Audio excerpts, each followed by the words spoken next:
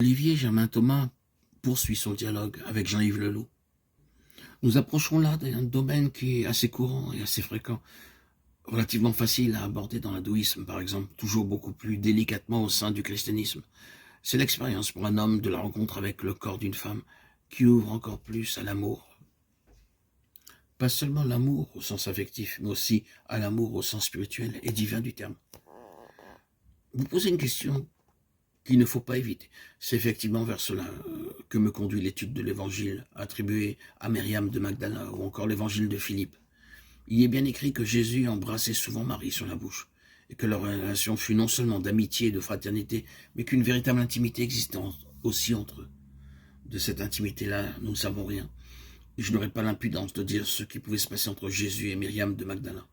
D'abord, cela ne me regarde pas, et ensuite, pour comprendre une telle relation, il faut avoir non seulement du respect, mais croire, pour l'avoir vécu, que le plus sacré s'inscrit dans l'intimité des corps. La question qui nous est posée par ces évangiles récemment découverts est très ancienne. Est-ce que le Christ est vraiment homme, homme dans son humanité totale? Est-ce que le fait d'aimer une femme le rend moins divin, ou est-ce que, au contraire, cela le rend à la fois plus divin et plus humain? C'est vraiment une question théologique. Vous connaissez le vieil adage patristique: tout ce qui n'est pas assumé n'est pas sauvé. Si la sexualité n'est pas assumée, elle n'est pas sauvée. Et si elle n'est pas sauvée, elle est mauvaise. Si elle est mauvaise, elle va nous rendre coupables. Si elle nous rend coupables, elle va nous rendre malades. Je me demande si, dans certains drames que vivent beaucoup d'Occidentaux dans leur corps, il n'y aurait pas là une conséquence inconsciente du comportement de certaines églises vis-à-vis de ce qu'on a appelé avec mépris ou culpabilité la chair, oubliant que le corps est un temple et que le Verbe se fait chair. Aussi, faut-il oser aborder cette question afin de rappeler que la sexualité, quand je parle de la sexualité, ce n'est pas seulement de la génitalité. La sexualité est l'acceptation de la dimension polarisée de notre être masculin ou féminin, et que la rencontre de cette polarité en nous et chez les autres est un lieu d'expérience du sacré, un lieu où Dieu est réellement présent. À côté de la voie qui préconise le célibat, il y a aussi cette voie de la relation.